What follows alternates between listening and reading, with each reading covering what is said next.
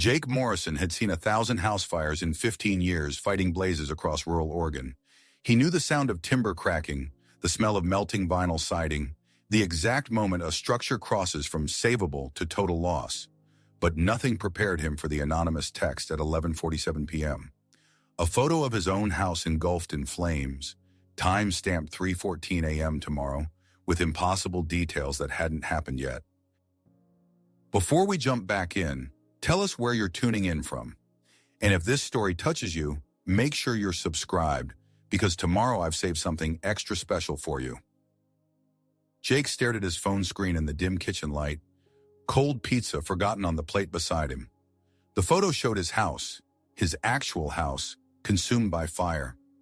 Orange flames poured from the upstairs windows where Emma and Claire were sleeping right now. The front porch where he'd just hung new holiday lights last weekend was a skeletal frame against the inferno. He zoomed in on the image. The timestamp in the corner read 3:14 a.m. December 15th, tomorrow morning, 4 hours from now. His first instinct was to delete it. Some sick bastard with Photoshop skills and too much time. Except the detail was wrong for AI generation. He'd investigated enough arson cases to recognize real fire behavior. The flame patterns were accurate. Too accurate. The way the smoke billowed from the second-story bathroom window indicated a backdraft scenario. Jake enlarged the photo again, scanning for anything that would prove it was fake. His eyes caught on Tom Henderson's driveway 3 houses down. There sat a blue Ford F-150 that Tom didn't own yet. Tom had been talking about that exact truck for weeks at the station. Said the dealership was delivering it tomorrow afternoon. Jake's pulse quickened. He walked to the kitchen window and looked out at Tom's driveway. Empty except for Tom's old Chevy. Back to the photo. The streetlight on the corner, the one that had been flickering for days, was completely dark in the image. Jake looked outside again, still flickering, still working, barely. Then he saw it. Emma's pink bicycle. In the photo, it sat on the front porch, leaning against the railing. But Emma's bike was in the backyard right now, locked to the shed where he'd put it after she left it in the rain last week. He was sure of it. Jake stood up fast enough that his chair scraped against the tile. He moved through the dark house to the back door, unlocked it quietly, and stepped into the cold December air. His breath misted.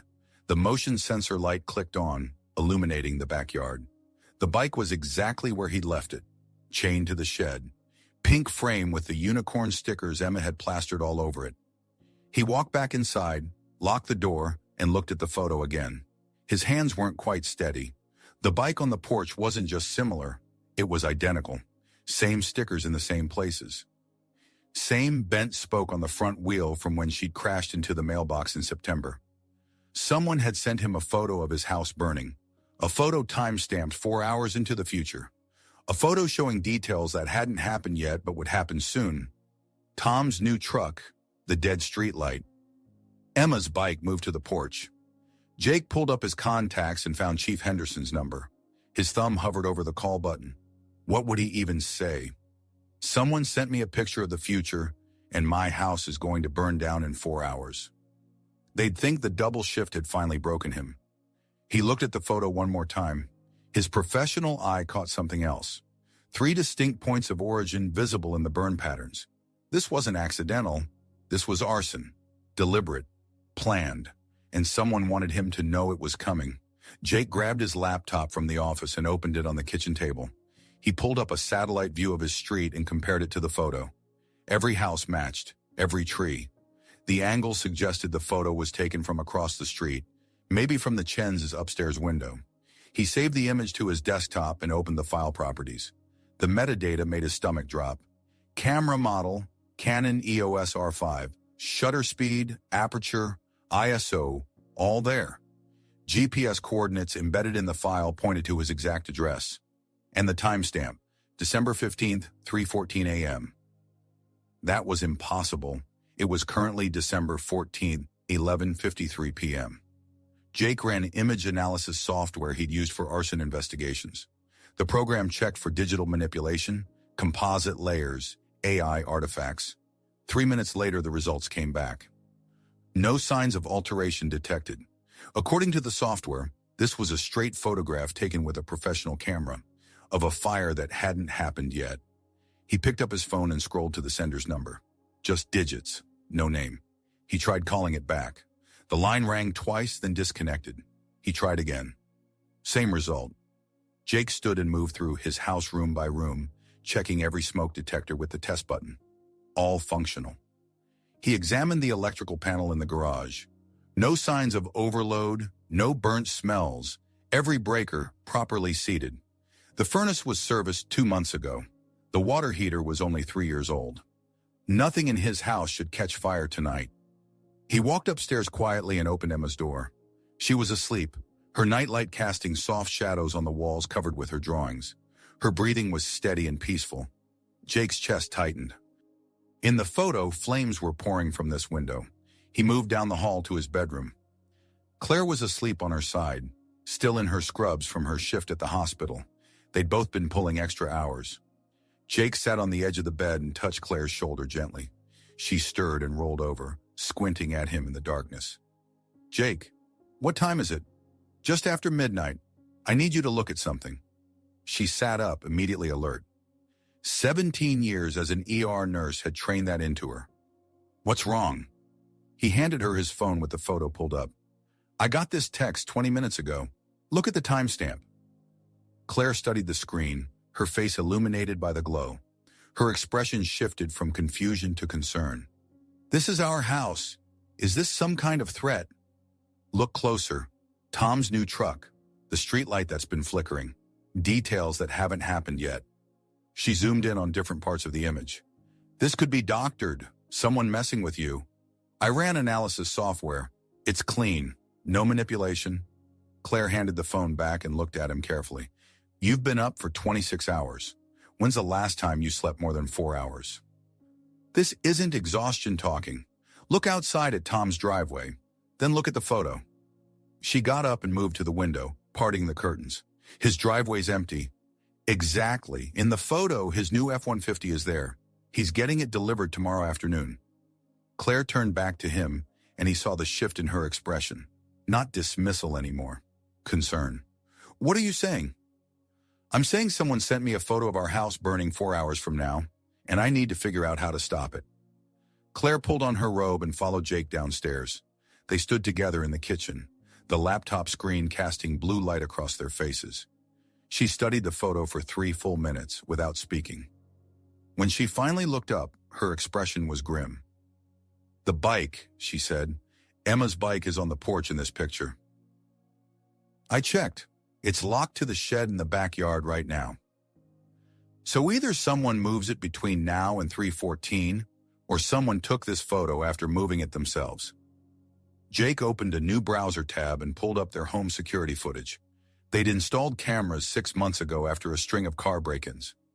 "Let me check if anyone's been on our property tonight." He scrolled through the last 4 hours of footage. Nothing.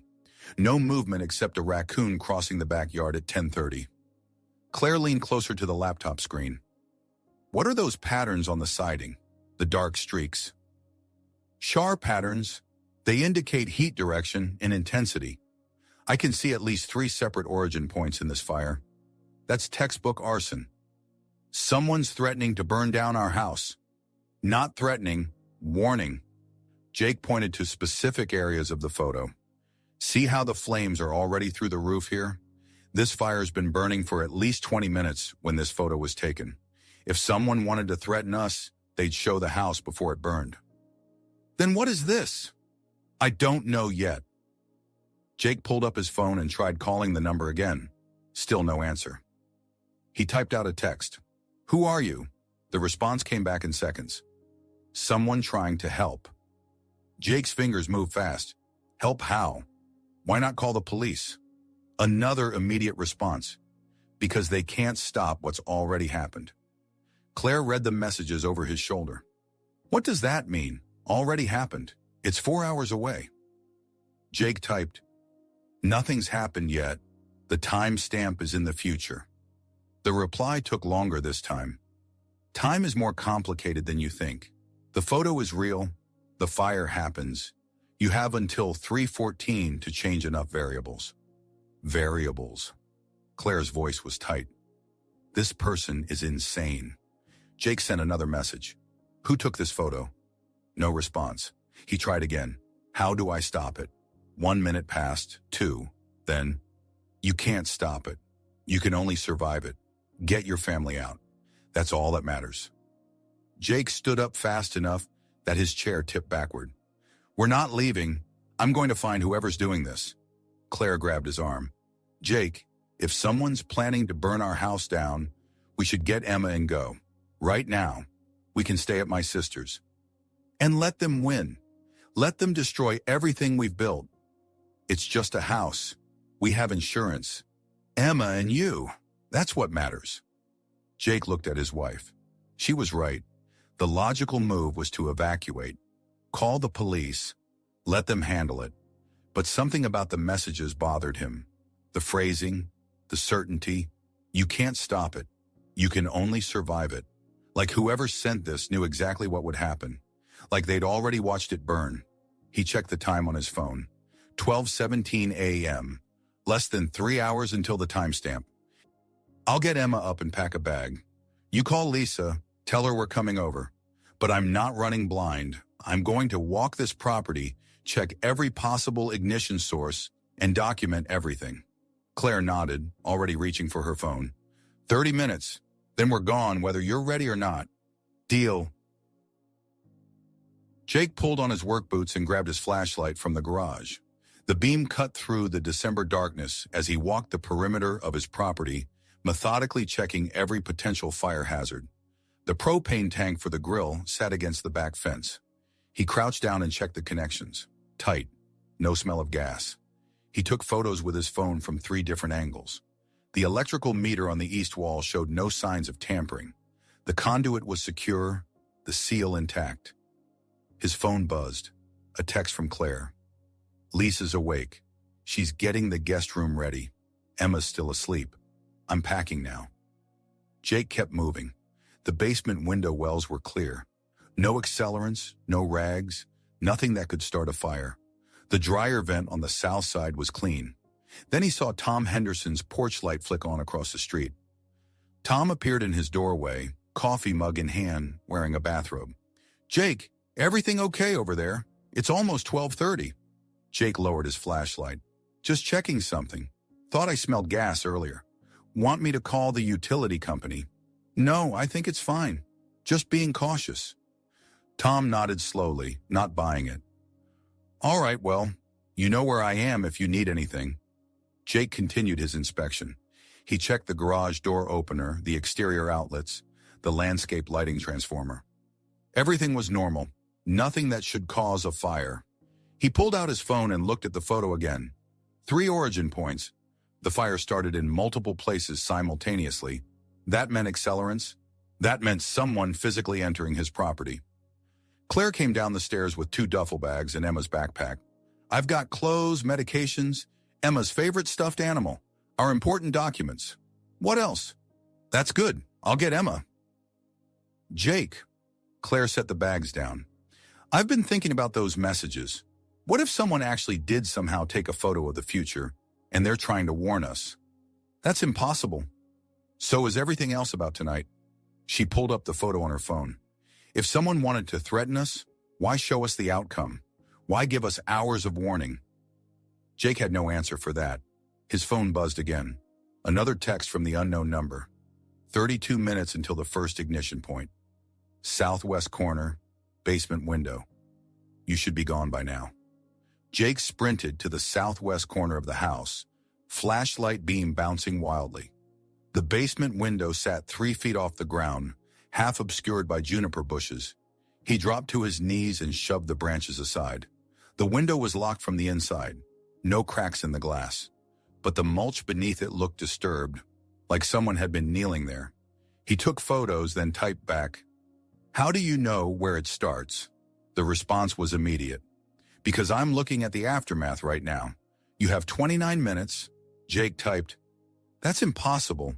You can't see something that hasn't happened." Then, "You're thinking about time wrong. It's not a line. Some of us can see downstream. Please just get your family out." Jake. Claire's voice came from the front door. "What are you doing?" He jogged back to where she stood on the porch, Emma now awake and confused in her arms. "Daddy, why are we leaving? It's nighttime.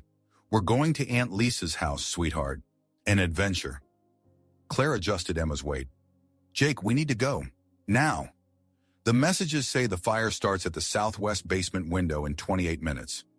Then we have 28 minutes to be far away. Claire grabbed his arm.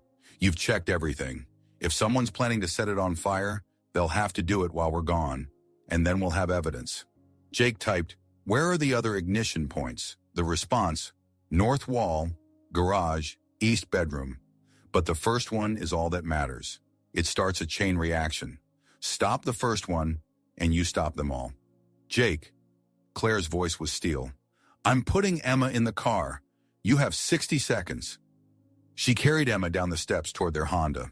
Jake looked at his phone again. He typed, "If I can stop the first ignition, the fire doesn't happen." "Yes, but you won't. Everyone I've warned tries to stop it. The fire happens anyway. Please don't be another statistic."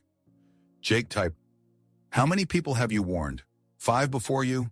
3 died trying to stop it. 2 survived by running. You're number 6. Jake walked to the car and slid into the passenger seat. Claire's shoulders sagged with relief as she started the engine. Jake pulled up his contacts and scrolled to Bobby Watts, one of his crew members. Bobby was ex-Army, tactical operations before joining the department. The phone rang 4 times before Bobby answered. "This better be good, Morrison. Bobby, I need you to go to my house and watch it. Park across the street. If anyone approaches the property in the next hour, call the cops and call me." Silence, then. "Jake, what's going on?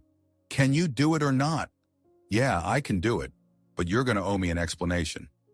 Just get there in the next 15 minutes and watch the southwest corner basement window." 15 minutes, Bobby." He hung up. Claire was watching him while she drove. "What are you doing?" she asked. "Insurance. If someone's going to torch our house, they're going to have a witness." They pulled into Lisa's driveway at 12:51 a.m. Claire's sister lived 4 miles away, close enough to respond but far enough that Emma wouldn't see anything. Lisa opened the front door before they were out of the car. "What's going on?" Claire said it was an emergency. Jake carried Emma into the house and laid her on the guest room bed. She barely stirred. He stood there watching her breathe, thinking about the photo showing flames pouring from her bedroom window. His phone buzzed. "Bobby, I'm parked across from your place. Everything looks quiet. You gonna tell me what I'm looking for?"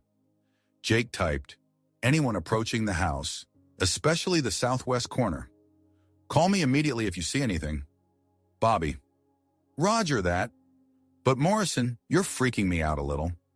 Jake returned to the living room. Claire and Lisa were talking in hushed voices on the couch. "Show her," Claire said. Jake handed Lisa his phone with the photo. She studied it, her expression shifting to alarm. "This is your house burning. When did this happen?" "It didn't. Yet. The timestamp says 3:14 a.m. "I don't understand." "Neither do we," Claire said. "Jake got this photo 2 hours ago. It shows details that haven't happened yet." Lisa handed the phone back. "Have you called the police?" "And tell them what?" "Someone sent me a photo of the future." "You could tell them someone threatened to burn down your house." The messages don't read like threats. They read like warnings. Jake showed her the text exchange. "This person claims they're trying to help." Lisa read through the messages. "This person says they have warned 5 other people. What happened to them?" 3 died trying to stop it. 2 survived by evacuating." "Then you did the right thing coming here." Jake's phone rang. "Bobby," he answered immediately. "What have you got?" "Nothing yet. House looks completely normal. You want to tell me what's really going on?" Jake checked the time. 1:03 a.m. 11 minutes until the predicted first ignition. "Just keep watching, especially the next 15 minutes. "Jake, if something's about to happen to your house, shouldn't we call it in?" "Just watch, Bobby, please." Another text from the unknown number. 8 minutes. "Are you far enough away?" Jake typed, "I'm safe. I have someone watching the house. If someone tries to start that fire, we'll have them." The response, "You still don't understand. There's no someone." The fire starts. It just starts, like it was always going to start. Jake typed, That doesn't make sense. Fires don't spontaneously start in 3 places at once. Then, they do when they're predetermined, when they're already part of the timeline. You can't fight destiny, Jake. You can only survive it. Who are you talking to? Claire asked. The person who sent the photo. They keep saying the fire is inevitable. That's insane, Lisa said. Time doesn't work that way. Jake checked the time again. 1:09 a.m. 5 minutes until 3:14. 5 minutes until he found out if any of this was real. Jake walked to the kitchen and poured himself a glass of water. His hands shook slightly as he drank. Lisa's house was quiet except for the hum of the refrigerator and the tick of a wall clock. I need to see it, he said suddenly. When it happens, I need to see it. Claire stood up. Jake, no, we're safe here. That's what matters. Bobby's watching. If the fire starts exactly when and where this person says it will, that proves something. That proves this isn't just some elaborate prank. He pulled out his phone and opened a video call with Bobby. Bobby, I'm going to stay on video with you. I need to see what happens. Bobby's face filled the screen, illuminated by the interior lights of his truck. Jake, seriously, what am I looking at here? Your house looks fine. Nothing's moving. What time do you have? Bobby glanced at his dashboard. 1:12 a.m. 2 minutes. Keep your camera pointed at the southwest corner. 2 minutes until what? Jake didn't answer. He positioned himself on Lisa's couch where he could see the phone screen clearly. Claire sat beside him, her hand finding his. Lisa stood behind them, arms crossed. 1:13, Bobby said from the phone. Still nothing. Your grass needs mowing, by the way. Jake's heart hammered in his chest. The seconds crawled by with agonizing slowness. He watched Bobby's camera feed, the image grainy in the darkness, but clear enough to see his house sitting peaceful and normal. 1:14, Bobby said. Jake, I don't know what you think is going to happen, but... The feed went dark. Bobby. Jake pulled the phone closer. Bobby, you there? Static. Then Bobby's voice came back, broken and urgent. Jesus Christ. Jake, your house. There's fire. Southwest corner, just like you said. It just started. I didn't see anyone. There's nobody here. It just started burning. This story takes time to craft. If you're enjoying it, subscribe to our channel. It means a lot to us. Now back to the story. Jake walked to the kitchen and poured himself a glass of water. His hands shook slightly as he drank. Lisa's house was quiet except for the hum of the refrigerator and the tick of a wall clock. I need to see it, he said suddenly. When it happens, I need to see it. Claire stood up. Jake, no, we're safe here. That's what matters. Bobby's watching. If the fire starts exactly when and where this person says it will, that proves something. He pulled out his phone and opened a video call with Bobby. Bobby, I'm going to stay on video with you. I need to see what happens. Bobby's face filled the screen, illuminated by the interior lights of his truck. Jake, seriously, what am I looking at here? Your house looks fine. What time do you have? Bobby glanced at his dashboard. 1:12 a.m. 2 minutes. Keep your camera pointed at the southwest corner. 2 minutes until what? Jake didn't answer. He positioned himself on Lisa's couch where he could see the phone screen clearly. Claire sat beside him, her hand finding his. 1:13, Bobby said. Still nothing. Jake's heart hammered. The seconds crawled by. He watched Bobby's camera feed, the image grainy but clear enough to see his house sitting peaceful and normal. 1:14, Bobby said. Jake, I don't know what you think is going to... The feed went dark. Bobby. Jake pulled the phone closer. Bobby, you there? Static. Then Bobby's voice came back, broken and urgent. Jesus Christ. Jake, your house. There's fire.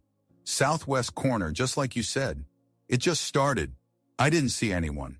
It just started burning. Jake's blood went cold. Call 911. Now. Already dialing. The video feed came back. Orange flames licked up the side of Jake's house from the basement window, exactly where the message said they would. Exactly at 3:14 a.m. Claire's hand tightened on his. Oh my God, it's real. Jake watched the flames spread with professional detachment, warring against personal horror. The fire was moving fast. That confirmed accelerants. I can see the fire department rolling. Bobby said. "They're 2 minutes out. Jake, I'm going to try to—" "Don't go near that house," Jake barked. "Stay in your truck. If there's one accelerant point, there are others." Bobby stopped moving. "You knew this was going to happen. You knew exactly when and where. I got a warning. A photo timestamp for 3:14 showing my house burning." "A photo from when?" "From the future." Silence on the line. Then Bobby said quietly, "That's not possible. Watch your screen. Tell me I'm wrong." The flames had reached the first floor now. Smoke poured from the windows. Jake's 15 years of experience told him the fire was already out of control. Fire engines appeared on Bobby's feed, lights strobing through the darkness. Jake recognized Chief Henderson directing operations. "They're setting up on the north and east sides," Jake narrated. "Good. That's where the spread will go next." A second ignition flared on the north wall. "There!" Bobby's camera swung to catch it. "Another fire just started. North side. Jake, nobody's there." Jake's mind raced. The message said 3 ignition points. Southwest corner, check. North wall, check. That meant one more. "Bobby, tell Henderson to get his people away from the east side. There's going to be a 3rd ignition point. East bedroom. That's Emma's room." "How can you possibly—" "Just tell him." Bobby was already running toward the scene, his phone bouncing wildly. Jake heard him shouting at Henderson, heard the chief's barked response. Henderson's voice came through Bobby's phone. "Morrison, if you have information about this fire, you tell me right now. How do you know where the next ignition is?" "I received a threat, a photo showing the house burning. 3 origin points. Southwest basement, north wall, east bedroom. Chief, you need to pull your people back from that side." "A threat? When?" "2 hours ago.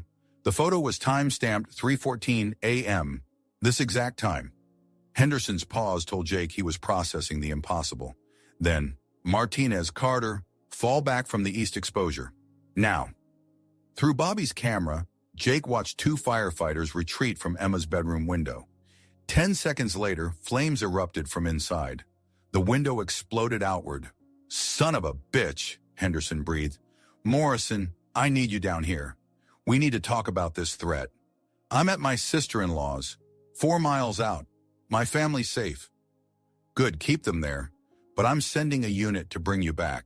This isn't random. Someone's targeting you specifically." The call ended. Bobby's camera stayed fixed on the house. The fire had consumed the entire east side now, flames punching through the roof. Claire's face was wet with tears. "Everything. All our photos. Emma's baby clothes I saved." "We're alive," Jake said. "That's what matters." His phone buzzed. "The unknown number. I'm sorry. I tried to warn you early enough. You did the right thing getting out." Jake typed back, "Who are you? How did you know this would happen?" The response came quickly. "My name is David Chen. I'm a researcher at Prometheus Systems. We developed predictive algorithms for disaster prevention. But I couldn't prevent this. I could only warn you." Jake typed, "Predictive algorithms don't predict the future. David. These do more than calculate. They see patterns in time itself. You watched your house burn exactly when and where I said it would. 3 ignition points. Time sequence, everything I told you." Jake, "If you can predict fires, why not prevent them?" David, "Because preventing them is impossible. The timeline is fixed. I've warned 6 people now. 3 tried to stop their fires and died. 2 evacuated and survived. You're the 3rd to evacuate." Jake, "What pattern?" David, "The fires happened to people connected to fire departments. All within a 100-mile radius. All within the last 18 months.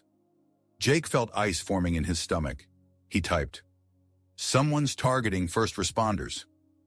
David, "Not someone. Something. The algorithm detected the pattern, but we can't identify a perpetrator. The fires appear to start spontaneously." His phone rang.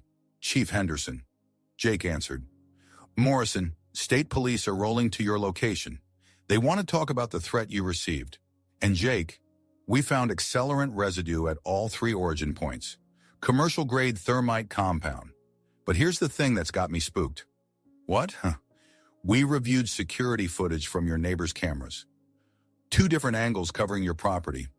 Jake, nobody approached your house tonight. Nobody. The fires just started. Jake's brain refused to process what Henderson was saying. Thermite compound required physical placement. Chief, thermite doesn't spontaneously appear. Someone had to put it there. I know that, but the cameras don't lie. We've got continuous footage from 11 p.m. until the first ignition. Nobody approached. Nobody entered. Then the cameras missed something. Morrison, I've been doing this for 30 years. I know what arson looks like. This is arson, but it's also impossible. Henderson's voice dropped lower. State police want to know if you have enemies. Anyone with military or demolitions expertise. Jake thought about his 15 years fighting fires. Mark Reeves did 6 months for insurance fraud after I proved he torched his own restaurant. He got out 3 weeks ago. Reeves, yeah, I remember that case. But Chief, even if Reeves has the skills, he'd still have to physically access the property. That's what I'm saying, and that's why state police are involved now. Henderson paused. Jake, keep your family close. Until we understand what we're dealing with, assume you're still in danger. The call ended. Jake immediately texted David Chen. You said 3 people died trying to stop their fires. How? David's response. Portland Fire Chief Robert Manning. Stayed inside trying to locate the origin point. Structure collapsed. Salem EMT Patricia Voss. Attempted to disable what she thought was an incendiary device. Eugene volunteer firefighter Thomas Park. Similar to Manning. All died because they didn't evacuate. Jake. And the 2 who survived. David. Martha Chen, my mother. She got the warning, evacuated immediately. House burned, but she lived. Second survivor was Daniel Ortega, Bend Fire Department. Also evacuated, both alive because they didn't try to fight it. Jake stared at the name. He typed, your mother was a target. David. First one I know of. 18 months ago. That's when I discovered the pattern in our algorithm. His phone buzzed again. David. Jake, I need to tell you something else. The algorithm is showing another event. Your fire station. Tomorrow night. 8:47 p.m. A photo loaded on Jake's screen. Station 12 engulfed in flames. The timestamp showed December 16th, 8:47 p.m., less than 20 hours away, and in the foreground, clearly visible in the parking lot, was Jake's Honda Civic. Jake's stomach dropped. His house, his station, both within 24 hours. He typed to David, why is this happening to me? David, I don't know, but the pattern is accelerating. Your house was event 6. The station will be event 7. Claire read the messages, her face going pale. We need to warn them. If that photo is real, people could die. Jake pulled up Henderson's number and called back. Chief, I just received another photo. Station 12. Tomorrow night at 8:47. Same sender, same format. Morrison, you're telling me someone's threatening the station now. I'm telling you, I have a photo timestamped for tomorrow night showing our station burning. Henderson's silence lasted 5 full seconds. Then, send me that photo, right now. Jake forwarded the image. He could hear Henderson's breathing on the line, heavy and controlled. This is the same quality as the first photo, Henderson said finally. Morrison, I'm calling an emergency meeting. We're evacuating that station until we understand what's happening. Chief, there's something else. In the photo, my car is in the parking lot. That means whoever's behind this knows I'll be there tomorrow night. Then you won't be there. You're suspended effective immediately. Paid leave. You and your family go somewhere safe until this is resolved. Suspended. Chief, I can help. You can help by staying alive. That's an order. Whatever's happening, it's centered on you. I need you away from active duty until we figure this out. The call ended. Jake stared at his phone, feeling useless and furious. 15 years of service, and he was being benched. Claire touched his shoulder. He's right. We need to disappear for a while. Jake pulled up his text conversation with David Chen. He typed, how accurate is your algorithm? Can it predict human behavior or just fires? David's response came within 30 seconds. It predicts events, not choices. It showed your house burning, but it didn't predict that you'd evacuate. The fire happened regardless, but but you survived because you made an unpredictable choice. Jake, so if I avoid the station tomorrow night, the fire still happens. David, yes, the location and time are fixed. Your presence there is not. That gave Jake an idea. He typed, "Can you see what causes these fires?" David, only aftermath, thermite residue, multiple origin points, professional-grade accelerants, but no perpetrator. It's like the fires are programmed into reality itself. Jake stood and paced Lisa's living room. Thermite didn't appear out of thin air. Someone had to manufacture it, transport it, place it. He called Bobby. "You still at my house?" "Yeah, watching the investigators work. They found something interesting." "What?" The thermite charges weren't just placed at those 3 points. They were buried, 6 inches deep in the ground at the southwest corner, behind drywall at the north wall, under floorboards in Emma's room.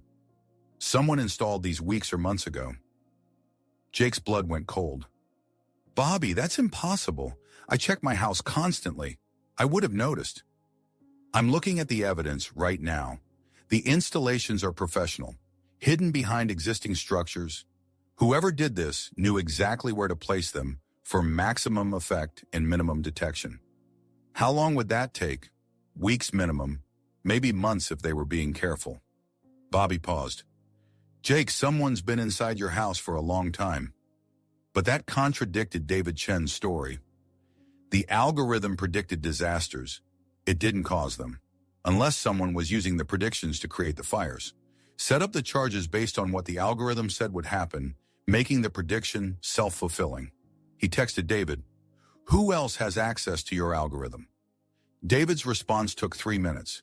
"The core algorithm is proprietary to Prometheus systems, but the predictions get distributed to our clients. Maybe 40 people have direct access." Jake typed, 40 people who could see these predictions before they happen. David, yes, but Jake, these people are vetted. They're using the data to prevent disasters, not cause them. Jake, then why are the disasters still happening? The response was slow. Because we thought they were natural disasters. We didn't realize someone was making the predictions come true until my mother's house burned. Jake, your mother was the first target. What changed after her fire? David, I started tracking every prediction personally. That's when I saw it. Perfect matches. Too precise to be natural. Someone with access to the predictions was using them as blueprints. Jake, do you know who? David, I have suspicions. 3 people at Prometheus had access to all 6 predictions. Harold Voss, our CEO, Rebecca Marsh, head of data analytics, and Marcus Reeves, our chief technology officer. Jake's stomach dropped. He typed, Marcus Reeves, related to Mark Reeves. David, his brother. Why? Jake called Henderson immediately. Chief Mark Reeves, the guy I put away for arson. His brother works at Prometheus Systems. He has access to the algorithm that predicted my house fire. Henderson's voice sharpened. You're saying this is revenge? The algorithm predicts fires, but someone with access could use those predictions to cause the fires. Plant the accelerants weeks in advance, then let them trigger at the predicted time. That's insane. Why go through all that trouble? Because it's the perfect crime. No witnesses, no perpetrator on scene. The fires look like they happened spontaneously. Henderson was quiet. I'm calling ATF. This is federal now. Where's Marcus Reeves? I don't know. But David Chen might. Jake texted David. Where is Marcus Reeves right now? The response was immediate. His office. He's here at Prometheus headquarters in Portland. Jake, I think Marcus Reeves is using your algorithm to cause the fires, not predict them. His brother Mark went to prison because of me. This is revenge. David. That's impossible. Marcus has been here the whole time. Jake. He didn't have to. He just needed to know where and when. The algorithm told him everything. Then he hired someone to do the physical work. A pause, then, oh my God. Jake, I need to check the system logs. If Marcus has been manipulating the outputs, there might be evidence. Give me 20 minutes. 20 minutes later, David called. His voice was tight with panic. Jake, I found it. Marcus has been altering the algorithm outputs for 18 months. He's been using real predictive data to plan arson events. The system logs show him accessing specific prediction files days before each fire. But Jake, there's something worse. I found another prediction he accessed 3 hours ago. Lisa Chen's house, your sister-in-law, tomorrow morning at 6:15 a.m. Jake's chest tightened. How does he know we're here? Your car, maybe. GPS tracking. Jake, the prediction shows the fire starting in the garage. You need to get out right now. Jake checked his watch. 1:53 a.m. 4 hours and 22 minutes. Send me everything you have, every log, every file. Send it to me and to the state police. Then get out of that building. Already done. I sent everything to Detective Sarah Huang with Oregon State Police. But Jake, Marcus isn't here. His office is empty. He left right after I started digging. He knows. Claire grabbed Jake's arm. We need to go. Now. Jake moved fast. He burst into the guest room and scooped up Emma, blanket and all. She stirred but didn't fully wake. Lisa, Claire called. We have to leave, all of us, right now. Lisa emerged from the kitchen. What? Why? Your house is the next target. We have maybe 4 hours. Pack nothing. Just grab your keys. They were out the door in 90 seconds. Jake strapped Emma into Claire's car, while Lisa grabbed her purse. Follow us, Jake told Lisa. Stay close. They pulled out at 1:57 a.m. Jake kept checking his mirrors. The streets were empty. His phone rang. Henderson. Morrison, we've evacuated Station 12. Bomb squad is rolling in. State police are setting up a perimeter. Tell them Marcus Reeves is in the wind, and Lisa Chen's house is the next target. 6:15 a.m. We just evacuated. Jesus, this guy's really trying to kill you. He's isolating me, Chief. Taking away my home, my workplace, my family's shelter. Where are you now? Jake looked at the streets flashing past. They were heading west on Highway 22. Moving. We're not stopping until this is over. Smart. Stay mobile. I'll coordinate with state police. They're issuing a bolo for Marcus Reeves. White male, 43, 6'2", black hair, silver Tesla Model S.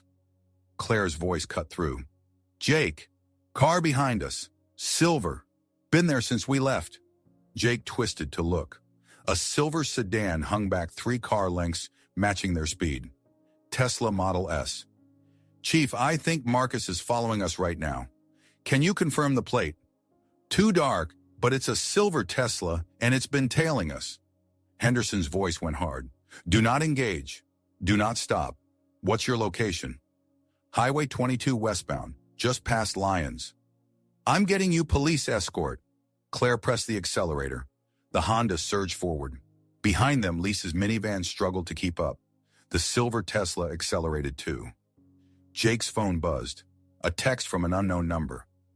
You can't run from what's already been predicted, Jake. Pull over and we can end this without anyone else getting hurt. Jake showed the text to Claire without taking his eyes off the mirror. He's trying to negotiate. That means he's not ready to trigger anything yet. Or he's stalling while he gets in position, Claire said, her knuckles white on the steering wheel. Jake typed back, If you wanted to talk, you wouldn't have burned my house. What do you want? The response came immediately. Justice. You destroyed my brother's life. Cost him his business, his reputation, his freedom. Now I'm returning the favor. Jake. Your brother committed arson. I just proved it. Marcus. He was desperate, drowning in debt. You could have looked the other way. Instead, you testified, made sure he got maximum sentence. He lost everything because of you. Jake felt anger rising in his chest. He typed, So you're killing innocent people for revenge. 3 people are dead because of you. Marcus. 3 people who chose to fight instead of flee. I gave them the same warning I gave you. They didn't listen. That's on them. The Tesla was closing distance now. 2 car lengths. Jake could see the silhouette of a man behind the wheel. Lisa's minivan was falling behind, struggling to maintain highway speed. He's getting closer, Claire said. Jake, what do we do? Jake called Henderson back. Chief, Marcus Reeves just made contact. He's admitted to everything via text. Can state police trace his phone? They're already on it. Keep him talking. Every message gives them more data. Where are you now? Approaching Mahama, still westbound. He's in the Tesla, maybe 50 yards behind us. Police units are en route from Salem. ETA 12 minutes. Just keep driving and keep him engaged. So, Jake showed the text to Claire without taking his eyes off the mirror. He's trying to negotiate. That means he's not ready to trigger anything yet. Or he's stalling while he gets in position, Claire said, her knuckles white on the steering wheel.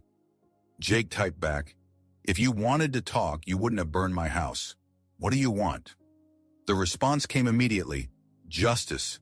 You destroyed my brother's life, cost him his business, his reputation, his freedom. Now I'm returning the favor. Jake, your brother committed arson. I just proved it. Marcus. He was desperate, drowning in debt. You could have looked the other way.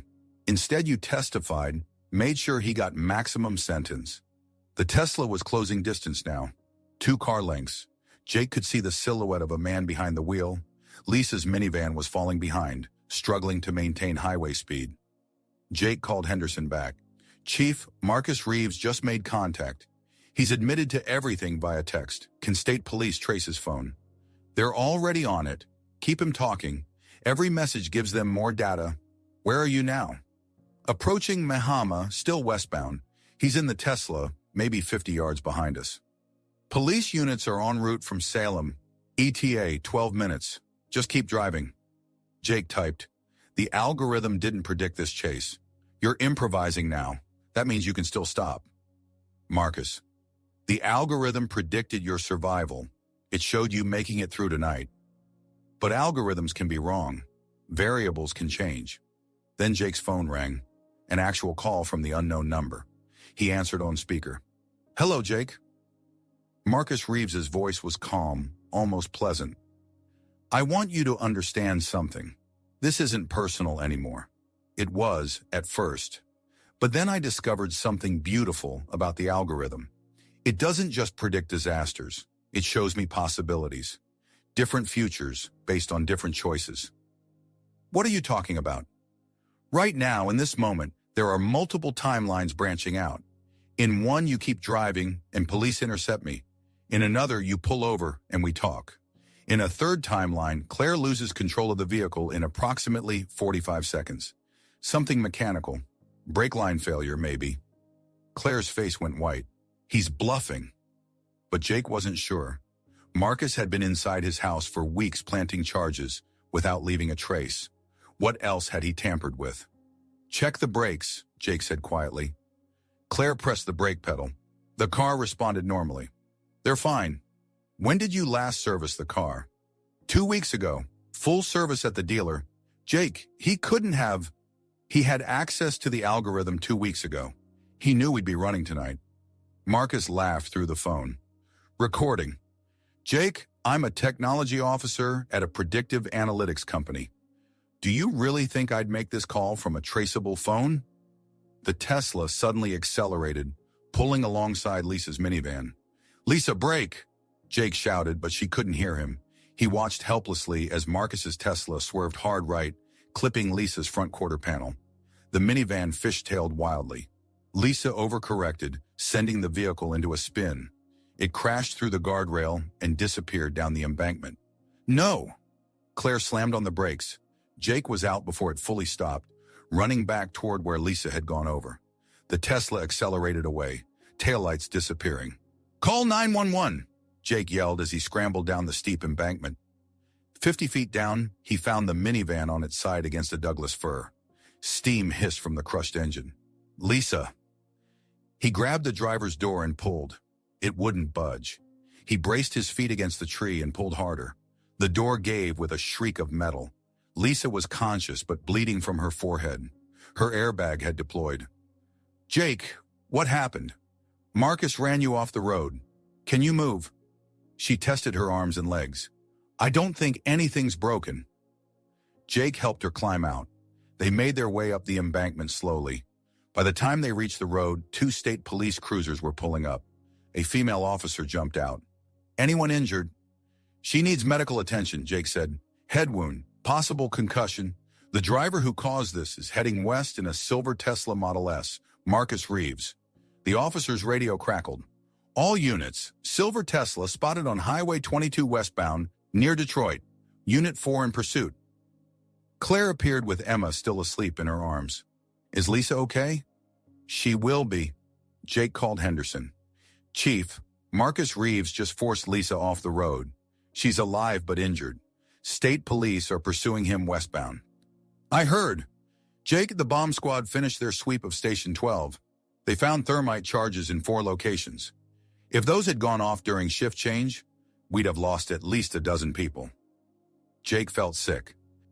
A dozen firefighters, his friends, all targeted for revenge. How long were those charges in place? 3 to 4 weeks. This guy had access to the station for weeks and nobody noticed. The radio squawked. Unit 4 to dispatch. Subject vehicle crashed at mile marker 42. Driver fled on foot into the forest, requesting K9 and air support. The coordinating officer looked at Jake. Anything else you can tell us about Marcus Reeves? Any place he might run? Jake thought about the algorithm, the predictions, the multiple timelines. He said the algorithm showed him I'd survive tonight, but he also said variables could change. If he crashed his car, it wasn't an accident. It was part of his plan. Jake's phone buzzed. Another text. The algorithm was right. You survived. But survival isn't the same as winning. Check your messages. An image loaded. A photo time-stamped 3 hours from now. 6:30 a.m. Salem Hospital. Flames pouring from the east wing. In the corner, clearly visible, was a hospital wristband. The name, Lisa Chen. Jake showed the image to the officer. Marcus just sent another prediction. Salem Hospital, East Wing, 6:30 a.m. That's where the ambulance is taking Lisa. The officer grabbed her radio. Dispatch, cancel that ambulance route to Salem Hospital. Divert to Silverton instead. We have a credible threat. Negative. Silverton's ER is at capacity. Salem is the nearest facility with available trauma beds. The officer looked at Jake. How certain are you? His last 6 predictions were accurate to the minute. If he says Salem burns at 6:30, it's because he's already placed the charges. Lisa pushed herself up on the stretcher. Then let me be bait. Take me to Salem, but evacuate the East Wing before I arrive. If Marcus is watching, he'll see me go in. That gives you a chance to catch him when he triggers the charges. Ma'am, that's extremely dangerous. So is letting him keep targeting people I care about. Jake wanted to argue, but Lisa was right. Marcus was escalating. Each target bigger than the last. They needed to stop him now. All right, Jake said, but we do this smart. Lisa goes to Salem under police escort.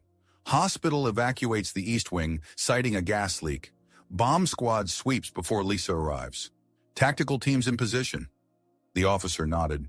I'll coordinate with Salem PD. But Morrison, you stay out of this. Marcus is fixated on you. My presence might be the only thing that draws him out. That's exactly why you're staying here. This is a police operation now. Jake's phone rang. David Chen. Jake, Marcus just accessed the Prometheus system remotely. He pulled 3 more predictions. What predictions? I can't see the details. He encrypted them, but the timestamps are all within the next 12 hours. Salem Hospital might not be his endgame. Can you trace where he accessed from? He's using a VPN and proxies, but the connection latency suggests he's within 50 miles of Salem. He crashed his car and fled into the forest. He's on foot. Then he has a backup vehicle or an accomplice. Jake looked at the forest where Marcus had disappeared. K9 units were arriving. Helicopter searchlights swept through the trees, but Jake had a sinking feeling they wouldn't find Marcus. Every move had been calculated. The chase, the crash, the foot pursuit, it was all theater. Marcus was positioning himself exactly where he needed to be. David, those 3 encrypted predictions. Can you tell me anything? One's large, probably includes building schematics. The other 2 are smaller, probably simple location tags. Jake, I think one of them might be you. Me. The algorithm can predict where people will be when disasters happen. If Marcus thinks you'll be at Salem Hospital, He might have a prediction showing exactly where you'll be standing when the charges go off. Jake looked at Claire, at Emma, at Lisa being loaded into the ambulance. Marcus had taken his home, threatened his workplace, injured his sister-in-law. David, send me everything about those encrypted files. I need to know what's coming. Already done. And Jake, be careful. Marcus isn't just ahead of you. He's writing the script you're following. Jake ended the call and looked at the ambulance carrying Lisa away, red lights flashing against the darkness. 3 hours until the hospital fire. 3 hours to find Marcus and stop whatever came next. Henderson called back. Morrison, Salem PD just swept the hospital east wing. They found thermite charges in 6 locations. Same professional installation. But here's the thing. The charges are on timers, not remote detonators. Set for 6:30 a.m. exactly. We're disarming them now. If they're on timers, Marcus doesn't need to be there to trigger them. He could be anywhere. That's what worries me. This guy's always 3 moves ahead. What if the hospital is just a distraction? What if the real target is somewhere else? Jake pulled up David's email on his phone, scanning the metadata from the encrypted predictions, file sizes, access times, encryption protocols. Then he saw it, GPS coordinates embedded in one of the smaller files. Not Salem Hospital, somewhere else entirely. He plugged the coordinates into his map. They pointed to a location 15 miles north, Silverton Reservoir, the main water supply for 3 counties. Chief, Jake said slowly, what time does the morning shift start filling water trucks at Silverton Reservoir? 6:30 a.m. Why?